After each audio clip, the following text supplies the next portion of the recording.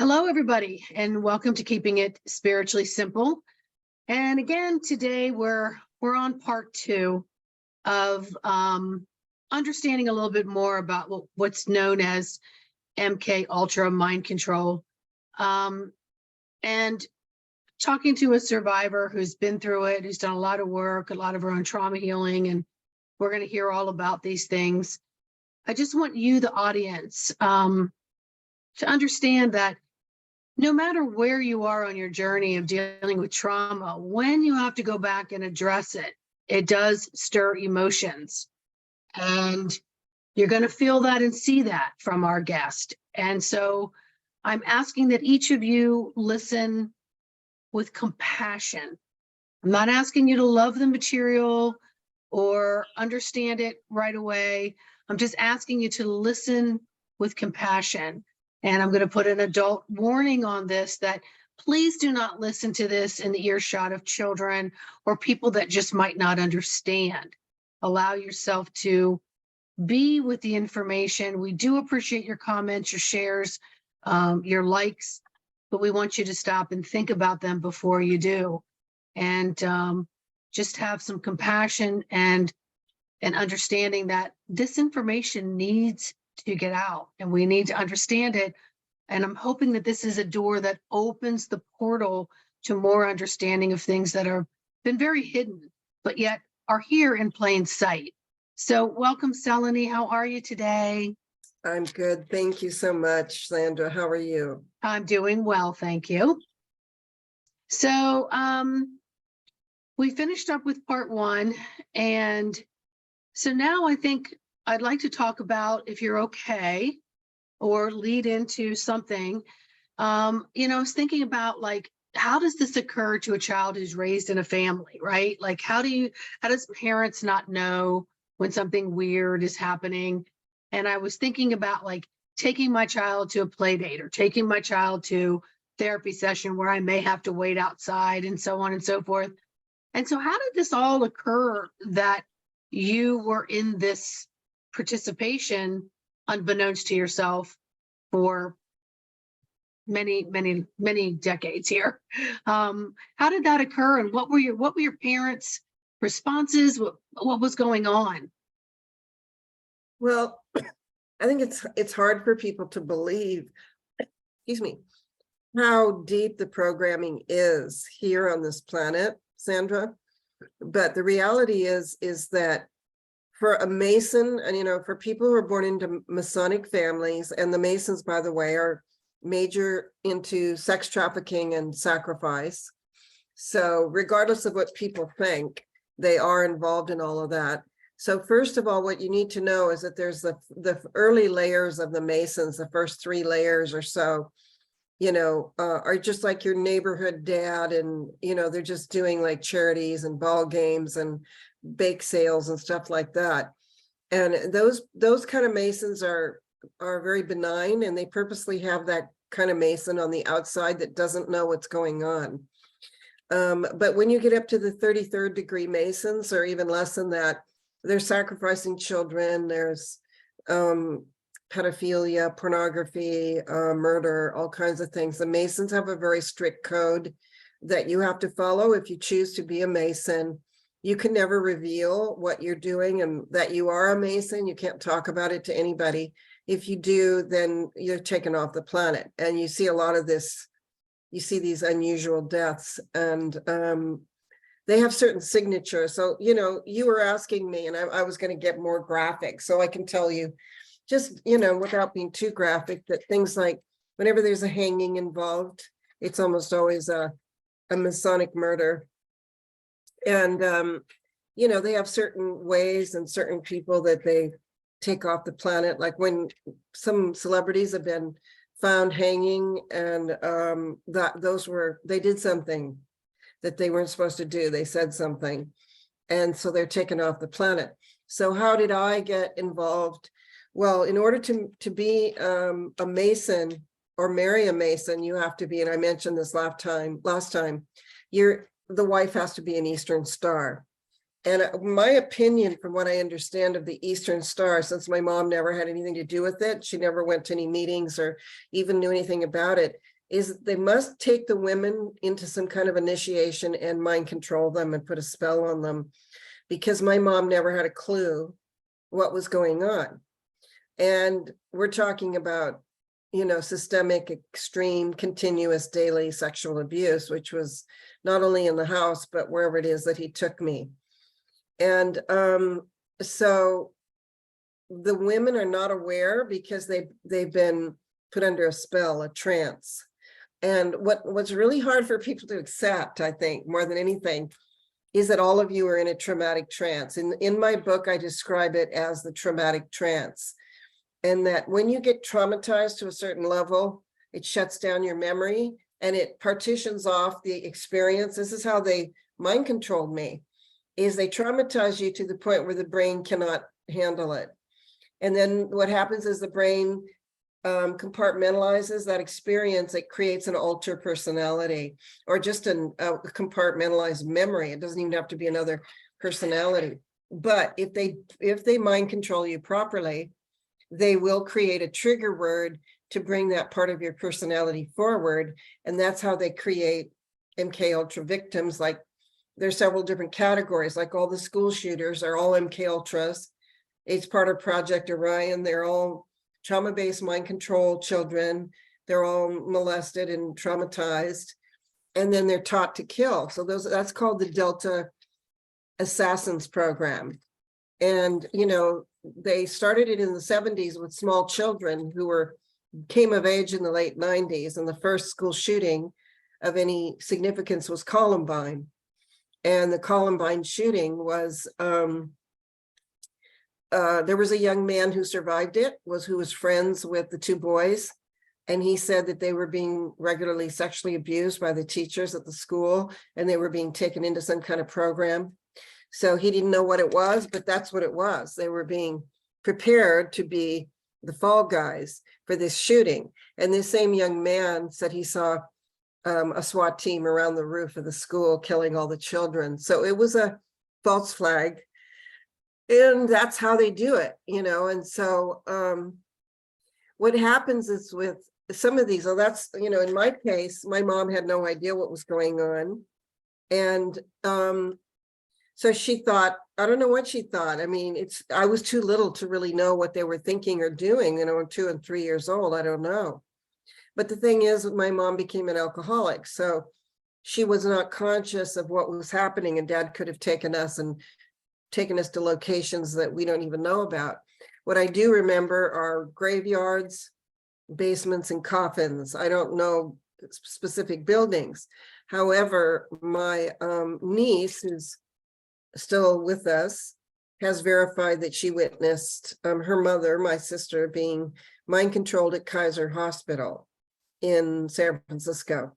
So, you know, the hospitals, the universities, military installations, and institutions, the DUMS, anything that's got a little bit of military on it, that there's become places where mind control happens. Military is very much involved in mind control to this. It's all still going on to this day.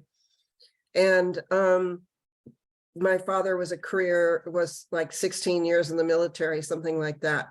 So, you know, he got recruited as a child, and then he got trauma-based mind controlled, and then they take him into the military and into the Masons when he's really young. So then there's more programming there. And he told me how they were forced him to watch women being raped and stuff like that, you know, and violence and things. So there's all this dehumanization that takes place, as it's all part of the mind control. So as we as citizens go through this, we ourselves become mind controlled. The regular citizen becomes mind controlled into a trance of trauma and fear when we see things like this Columbine shooting, or like the assassination of JFK. Those are intentional traumas to prepare you to be mind controlled. So if they have something like 9/11, it's like, oh, the Arabs are going to get us, so you need to be ramped up, you know, it's at a level 2 or 3, and then it's a level 6 and it's orange, and it's time to go to war, and that's how they got us to go into the 7 wars. And those 7 wars were to pillage the resources of those countries which were defenseless against us. So there's a trauma against the American people because we're the richest country in the world, and we're paying taxes into this military system and this government system that is not only starting wars, but is trafficking children to fund other things like drug trafficking and so on and so forth, and Satanism. So the trafficking of children is connected to Satanism, and then the money is funneled back into the military and the governments. So it's a spider web. And the American people have been so seriously traumatized that they don't even know that they are active participants in child trafficking and Satanism throughout the world, because our taxes have paid for all the military and all this stuff, and our children, we lose 800,000 children a year into the child trafficking network, and those children become fodder. So, and they become, what's the word I'm looking for? Fuel and money. It's a cash cow. That's the one I'm looking for. So the children, the adrenochrome from the children becomes it's very valuable. I don't know how much it costs, but they're trying to stay alive. They want the life force, the essence of the child. So every time they buy a tube of adrenochrome and drink that, it's, I don't know, $50,000. I don't know. I have no idea what it costs. But I've seen the files of the children, what their blood type is and where they keep them and all that kind of stuff. And they usually keep the child at least 10 years. And then when they're no longer useful and they're too traumatized or they're sick or whatever, and then they're sacrificed. So that's how that happens on a global scale. As an individual scale, I can't tell you. My mom worked full time, so she wouldn't even have known if my dad took us somewhere. I mean, throughout my entire childhood, she had a full-time job. She was a secretary for 35 years or something. And so even if he had come to take us, when I was so little, who knows how it went down. I just know I went to certain locations. I can't tell you where it was that I received the worst trauma-based mind control because they wiped my memory and I was too little. I just know that I went into rooms, I was tortured, I was taken into various situations. And like I say, I remember coffins and I remember cemeteries and I remember basements. Like to this day, I'm very claustrophobic and I don't like to go into basements. I don't like to go into anything that's like a tunnel or it's underground. I will not go into caves or tunnels or things like that. I don't want to do it. And I don't mean like a highway tunnel, but I mean like a small space tunnel. And that's triggered me. Like I've had panic attacks when I've been in those kind of places. The other thing I can't handle is heights. So they take you places and scare you. And once that, gets really buried into your cellular structure, that's part of the way that they trigger you. And then they can wipe out parts of the memory just by black magic. So, I can remember some, but I don't remember like a building with a name on it. I would have been too little to even read. So, I don't know what the name was on the building or where. Plus, it's almost always done at night. And my feeling is that it was in the basements of the Masonic lodges. A lot of that stuff is going on in the basement of the Masonic lodges. Or I might have been taken to a military base that was in the neighborhood. So I grew up in Silicon Valley, which is now like mind control central. And so I was born and raised in San Jose. And that's part of the reason I needed to leave California, was because there's so much mind control there, and especially in Silicon Valley. So what's happening right now is a transhumanism movement, and they're trying to mind control the entire population, and they pretty much achieved it. The CIA has perfected a frequency, an energy frequency for reading the thoughts of everybody, and they track you on Facebook and all the social media, so that they know what you're thinking, they know where you're going to be. And that way they can target you into certain behaviors, like go shopping, go home and be afraid, eat certain things. You know, they're targeting us into being very toxic, like eating bad foods and living under chemtrails and accepting negative thinking, which lowers your vibration. And so that's why it's important not to watch too much media, because it's got in it something called the lily wave. I write about this in my book. And the lily wave was created by Dr. John Lilly for the purpose of healing people of PTSD. The government co-opted it and used it for mind control. So the lily wave causes you to relax, and you have no resistance to suggestion. So it was going to be like a hypnosis healing thing. And it's a frequency. They put it into all the TVs and all the movies, and then they give you subliminal programming to self-hatred and, you know, death and destruction and violence, all that kind of stuff. So those are embedded into movies and TV and everything very subtly. You can't see it, but these are frequencies and thoughts that are put into all of these things. So this is how the general populace gets mind control. It's one of the ways.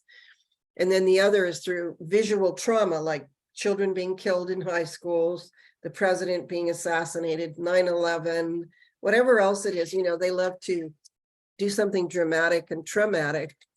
So it's all about trauma, drama, and control, and then monetize it. So, you know, like they're monetizing the jab and monetizing. So it's worth, you know, every time somebody passes away from the CV, they or just passes away, they say that it's CV, no matter if you were hit by a car or whatever. That's $100 grand for the hospital, somewhere between $50,000 and $100,000 for the hospital. But they made a lot of money off of everybody dying. You know, it's like, yay, we have a epidemic of death, so we get to force people to purchase this jab, and then we make them sick, and then they start paying the doctors to take care of them. Then they pass. And so this is part of their death cult. It's a death cult. So that's kind of a broad response. I can go into more detail if you want me to. Well, I thank you for that. There's a couple things I want to just mention, since from what you were saying is, first thing is about the CV. And, you know, the other night I was listening to the radio on my drive, and I was listening to, you know, get your flu and your combo, and it's called the Flu Stir. And at the end of the commercial, it said, you get 2 for 1, plus it's a fun name. And I literally, like, in my car was like, yeah, let's go get that because it's a fun name. Sure. Now I want to go back to repressed memories. So, I mean, we all know that this is true, because many traumas can happen to small children and they have no recollection of it. And then later in life, it comes out from another traumatic thing. And I know I see this in my regression work, and I'm very careful not to use things like just past life or hypnosis, because I use relaxation techniques, breath techniques, and so on, so that the person can bring up what it is that they need to know in that moment. So we know that, you know, I have somebody I know right now who went through repeated being molested by a family member, and the mother never knew. And when she brought it up to her mother went into complete denial. Well, how did this happen? I was at work, I was at home. You're lying, blah, blah, blah. And even though the daughters had so many struggles with it, the mom still refuses to admit that this happened. I've had other people that I've worked with and that I know that it's gone on in their home or in the cousin's home or something. So we know all these things can occur, and a parent can be the last to know. So we can understand that. But I wanted to bring up how we sensationalize, you know, the programming, like the teen vampire shows and all these other things. And now we're dramatizing some man-eating psychopath on Netflix right now. And we're doing all these things to bring it up, like, see, it happens, it's normal, you know, and then people begin to not look at it as if it's really truly factual. they look at it as it's some portion of it has to be make-believe, or it didn't happen to them. It happened at someone else's house, not my responsibility, not my circus, not my monkeys. So that just brings me to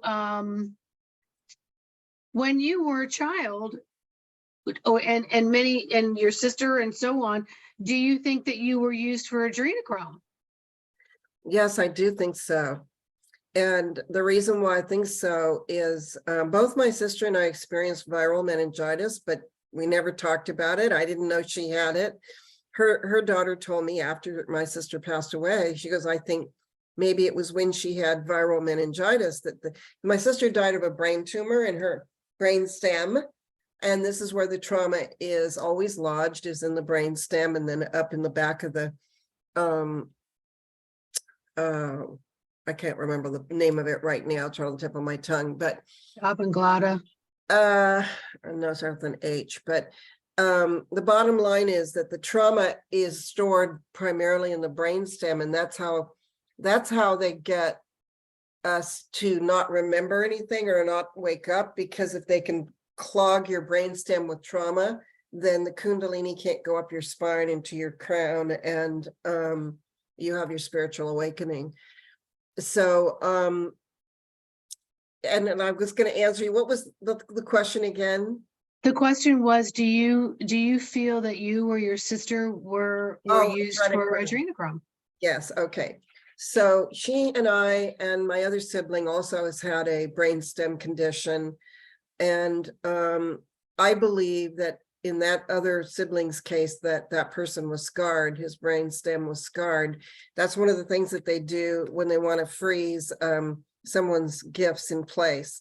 So being that person was was a genius, they wanted to freeze that brainstem into this one function. So they do something called brainstem scarring when they use chemicals. And so then later in life, this person has got Parkinson's. And my sister and I then both got viral meningitis. And so part of the reason that we get these things is because we're also being traumatized with a needle right there. So for me, the reason why I believe it is that I've had a recurring scab right there on the back of my neck, in the place where they would withdraw adrenochrome. Now, obviously, that hasn't happened anytime right now, but why does the scab keep coming back? I mean, it hasn't been there for a few years now, but throughout most of my early years as a teenager and young woman, the scab would just stay there, and then sometimes it would fall off and another one would come, and nothing's happening there. I'm not seeing anybody, I'm not going anywhere, but it's right where you could imagine they would insert a needle. And so, the trauma that I remember is so intense that that's what they do prior to withdrawing adrenochrome, because they want you to be so traumatized that your adrenaline is pumping, and then they withdraw the blood because that's when it's the richest. So that's what they do. And they do this for little children. So it wouldn't have happened when I was 10 or 12. It would have been like 2 or 3. So I don't remember, but they scare you, they traumatize you, they hurt you, and then they withdraw the adrenochrome when they think that you've had the proper amount of trauma to drum up the adrenochrome, because the adrenals will give out the adrenaline when that's scared. So I noticed that also in this lifetime, I've had adrenal exhaustion. So why did I have adrenal exhaustion aside from just being a single mother? But there's just been a lot of reasons why I don't feel like I should be having these conditions, So yes, I would say yes to that question. I also remembered what I wanted to say to your first question was that what I do remember about my mind control situation, the sexual abuse stops at a certain point because they don't want you to remember. So it's usually 0 to maybe 9 at the oldest. And unless you go into if I were like Kathy O'Brien was taken into the presidential model, then it's forever, and she becomes a slave to the presidents of the United States and to world leaders, all of whom have sex slaves, by the way, all of them, except for Trump. And well, Jimmy Carter, I think, didn't either, but the rest of them were, you have to be in the club and they want you to participate. But Jimmy Carter was a Christian, so I don't think he wanted to do that. But even Ronald Reagan, they all had their personal sex slaves that were assigned to them. So Kathy O'Brien was, unfortunately, assigned to George Bush for a while, and then was purchased by Robert Byrd, Senator Robert Byrd. So she was his personal slave, and he owned her. It's like slavery from the past. They branded her. And so I didn't go, thank God. I mean, my father was just crazy enough and low enough on the totem pole where I wasn't sold off into anything like that. It was all happening locally for me, that I so far, I mean, I don't have any memories of being flown places and stuff like that. I don't think that was happening to me. I think it was local. What I do remember is being taken to, and this went on for years, and now I understand it, that these are mind control programs. I was taken to Evelyn Wood's speed reading. I thought, they were always making me, I was constantly being trained. I mean, when I look back on it now, it's unbelievable. I mean, I was being trained to be a concert pianist. So I had 12 years of classical piano training, which requires 2 hours minimum of practice every day after school. When I'm a little girl, 5, 6, 7 years old, it was very grueling. And then on top of that, I had to have a job because they wouldn't support me. And then on top of that, I had to go to this training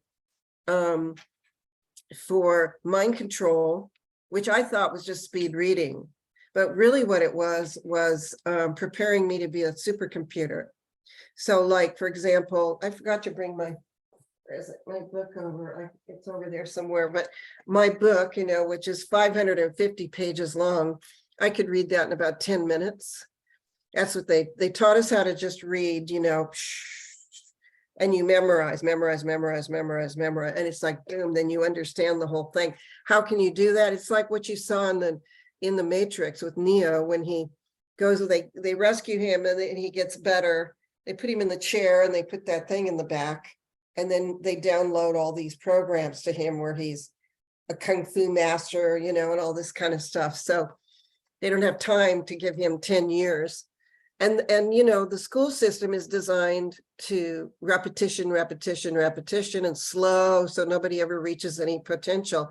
But I went to the speed reading course where I was a supercomputer by the time I graduated from that. And I went to that for years, and my dad was always with me. And there were like maybe 300 kids, boys and girls my age, and their fathers were all with them. And so all of us were being mind controlled into positions of power for today. And that's where I really want to get into, is the end times programming. But do you have any thoughts or questions about what I just said?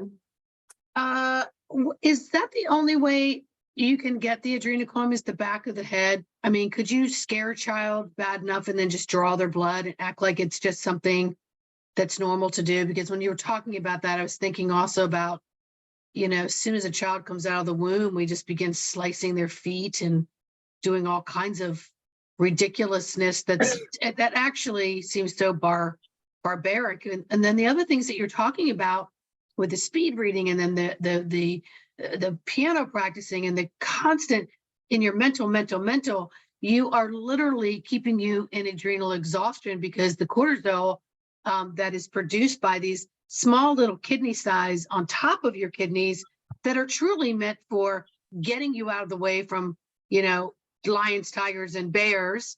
And then generally there's exhaustion afterwards, because there's only so much in there. But it sounds to me like they were keeping you on this constant, output of cortisol.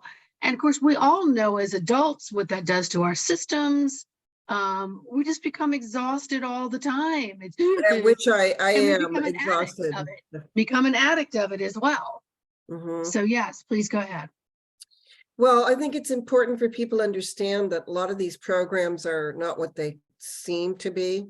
Like, the school system is really designed to mind control children. It's not really, and it's not all that way. I mean, if you want to, I recommend, like, if you want to become an electrician or something, the trade schools are where to go. Mm-hmm. That's where the money is. But Nobody needs a liberal arts education. And what I discovered, that's how you train a liberal to become a communist, is a liberal arts education. You don't learn anything about balancing a checkbook. You don't learn anything about raising children. You don't learn anything about health and self-care. You don't learn anything about self-love, and all that's going to change. I mean, it's all going to change in the new millennium. We know that. But, I was a very educated, trained person. I was a very skilled, and I was a top athlete in school. I was like a lot of these top athletes have this kind of training too. I mean, I wasn't like going to go to the Olympics or anything, but I was the fastest runner in school, and I was athletic, and I was in the volleyball team, the tennis team, the swim team, all that kind of stuff. I even was on the girls' football team and scored the final score and stuff like that. I mean, I was really physical, and because I was being, I guess, the programming had, amped up all my capabilities. And then I was an honor student, and I was expected to be an alpha female, because I was student body president, I was homecoming queen, I was all the, head cheerleader. I was expected. That was expected of me to be really exceptional. So you don't even really think about it. You're like a robot in a lot of ways, achieving. Like, where was my sense of self? Well, fortunately, my mother was cultivating my sense of self through Reiki and all of that. So this is really an amazing initiation I went through. So I don't have any, as I get older, I have less and less, anger and resentment about the whole thing, because it was a dual initiation where she trained me to be this goddessy person and to learn how to heal and to love nature and to love animals, and then to be that divine person, which I could then insert into the dark, and which eventually it was started to work. I mean, even my father would ask for Reiki treatments all the time, and all these crazy men that I had to go to, they felt it. Some of them told me, your presence is really amazing. We want to be around you. So I can remember that even as a little girl, them saying things like that to me. So that part of me was also being cultivated, because it needed to be injected into the rest. It needed to be injected into the dark. And I've had messages from the masters saying that you went to places where there'd never been light before. And some of those people have since woken up because of the seeds you planted.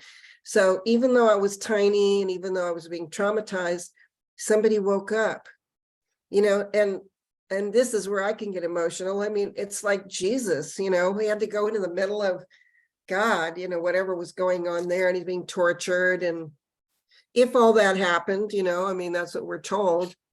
And, they just wanted to hurt him. But then later people woke up because of his presence.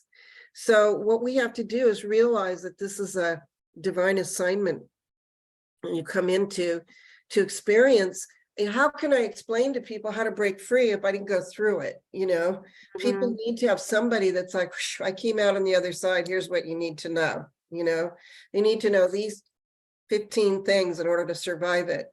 And that's sort of where I'm at now, is like, I'm cool with it all. So you guys really need to be paying attention to certain things, because you're going to be taken there. Your soul is going to be captured. Your mind is going to be captured. And your gifts, your soul essence is going to be captured. That's why they're doing what they're doing. They're capturing souls right now. So those people, unfortunately, who took the mark of the, the beast system, some of them will make it and some of them won't. Some of them might have an awakening. My prayer from the Holy Spirit is like, can we save some of these people before they leave the planet? I don't know. And what happens if you end up getting taken down? You get taken down into the hive mind. That's the scariest part, is we're talking about transhumanism. You're talking about the Borg. You're talking about what Elon Musk is trying to promote. It's like, why everybody thinks he's great. He wants to put a chip in your head. He wants to put a chunk of a computer right here on the side of everybody's head. And he's probably already been hive minded. Mhm. So, you know, they use him for a certain purpose, and let's get Twitter up or whatever, big deal. The reality is that if you're going to take chips into your body, you're going to be hive-minded. And once they get a number of chips, they're going to control your mind. So we're not just talking about the mind control that I went through as a child. We're talking about sophisticated AI technology that we're up against. And that's what we're up against right now. It's not some guy sitting in Langley headquarters at CIA saying, I'm going to go after Salini. That's over. You know, I got nominated for that a long time ago. They had my name probably the day I came out of the womb. Now what they're doing is they program the supercomputers to look for people like us and to harass us through social media, through following us in our phones, you know. And that's why they're trying to make smart cars. They want us to have, don't get us an electric car. That's the worst thing you could ever do, is to have an electric car. They're all digitalized. They can stop your car just like that. And that's what they did to Anne Heche. And if you remember how she died a couple months ago, her car was under control of a digitalized chip. So she wasn't even, it was going like 100 miles an hour. She wasn't even in any control of the car. So we're up against an AI technology, which is very much like what we saw in both the Terminator and the Matrix. And they were warning us, and because they're required to, of what they were planning to do. And, you know, there is plenty of literature out there that describes even the CV epidemic that we're just going through. In 1989, I think it was Ralph Epperson wrote a book called The New World Order, and it says the whole thing in there. They're going to have COVID epidemic. They're going to do jabs, and they're going to do blah, blah, blah, blah, blah. The entire thing is described in 1989 in this book that we just went through. So this was all predicted. That's why it's really important to stay conscious and don't slip into unconscious state. There's just so many things you need to do. We can talk about that, but I don't even know if I answered your question or not. I think that you did, and you gave more information on it. I know, you know, I see fear as like a steam that comes off of bodies. And then I also can see that there are certain predators around that feed off of that steam, and they gain power by knowing someone else is weak or vulnerable around Right. them. And, you know, we can label them bullies or over competitive people, etc. And I see that at an alarming rate sometimes. And it's disturbing to me. But what I have to do is stay in my lane and just keep feeding my column of light with as much expansion of love as I possibly can, in order to counterbalance that. And as you know, I'm right here at DC. Langley's right around the corner, the Capitol, the White House, you know, NIH, all of it. I'm right here, and I'm planting those light seeds every day. But there's a lot of those that are just out here just revving up. And when you were talking about the cars, before you got to the electric car, I thought about, well, we're putting bigger and bigger screens inside of basic cars that we're getting that have everything on it. And even if it's not on, your you know, Siri and all those things are playing on there. Or if you even have it off, it's still emitting energetics, right? So it went from being small to larger screens to like almost like looks like a bigger than an iPad sitting in your car, and then you've got a place to put your phone in front of your face. So you have all these electronics. I mean, we already know about blue light and what it does. And so we already know what fluorescent lighting can do. So there's so many things that if you just take it back to like basics, like, okay, I know that fluorescent lights are not healthy. I know sitting in front of the television or the computer is not healthy, not because you tire your eyes, it's because of the electronic emittance. Now added to that, then you're adding these malicious, deceitful, intentional frequencies to it. How the hell can that be so far-fetched, right? Okay. It's not So far-fetched. it's not. And there's so much more we can talk about. And I know we're going to go into part 3 here. So before we end this segment, is there anything else that you'd like to bring up before we go into part 3? Yeah, you just mentioned the lighting. There's a lot of things we need to do, and people know about it, but we need to go off the. Eventually, we're probably going to need to let go of cell phones because they're tracking us and they're toxic. And you just by constantly going like this, you can cause a brain tumor, you know. So I like, for example, I just this past weekend, I changed out all of my LED lights in the house, most of them anyway, back to incandescent, because LED emits a frequency that causes mental illness. And on top of that, if you break an LED light, they're supposed to be pretty indestructible and last for 20 years. They're so toxic, you have to call a hazard team or a poison control center because they have mercury in them and things like that. This is completely poisonous. And everybody's got them and oh, they're really bright. And they're like, well, everything that they're making for you is designed to kill you. So it's really important that you be very self-sufficient and that you're self-creating, you know, yes, you've got a garden and that you're not buying objects that are filled with chips and digitalized objects. Like nobody should have Siri. Nobody should have any of that. You should never have electric cars are terrible for the environment. They're 1,000 times worse for the environment than this is just another false flag. Is that gasoline is cheaper and healthier than electric cars. They have children digging up mountains in Mongolia and Africa and South America so that you can have a battery. It takes like 50,000 pounds of, it's like an enormous amount of, I don't know, cadmium or something that they put in each battery. Each battery destroys an entire area of land, and it's children doing the work, slave labor, so that somebody can make a bunch of money in Silicon Valley and have an electric car, and then they can turn it off just like that. Not only that, but they've outlawed certain electric charging stations in California, so there's only a few. And so, but and they're also said there won't be any more gas cars after a certain date, 2035 or something. They're trying to get it to the point where they control everything, the cars, the buildings, the phones, the foods, everything. So, you know, your position should be constant resistance. Do not comply ever with any of these things. Do not buy all these gadgets. And I mean, there's some things that are fine, you know, but I just think it's really important when you start talking about the lights. LED lights are everywhere. You need to get rid of them, and fluorescent lights, and just go back to the incandescent bulbs. And even if you have to replace them regularly, it's better. So, I mean, there's a whole ton of things like that we can talk about. But I also want to say, we don't need to get afraid. And you're right, that fear is like a magnet to them.